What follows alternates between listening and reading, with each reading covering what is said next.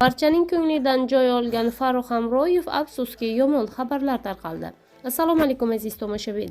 Batafsil ma'lumotlarga ega bo'lish uchun video roligimiz ostidagi podpisatsiya belgilarini bosib kanalimizga obuna bo'lib bizni kuzatib borishda davom eting. Xonanda Farruh Hamroyev shoirning she'ridan ruxsatsiz foydalangani uchun jarimaga tortildi. Bu haqida Adliya vazirligi axborot xizmati ma'lum qildi. Ma'lum bo'lishicha, xonanda farg'onalik shoir Islomjon Boboyevga tegishli Ona yuring hajga boramiz nomli she'ridan muallifning ruxsatsiz foydalangan.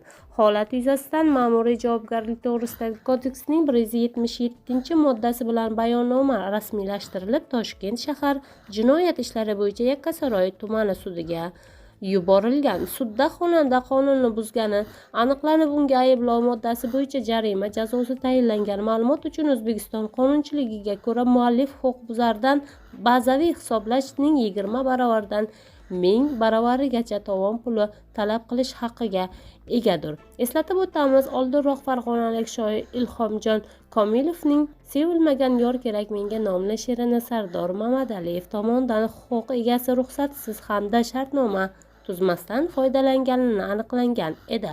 Xonandaga nisbatan ma'muriy javobgarlik to'g'risidagi kodeksning 177-moddasining 1-qismi bilan bazaviy hisoblash miqdorining 2 baravari miqdorida 750 ming so'm jarima jazosi tayinlangan edi, deyilgan xabar so'ngida.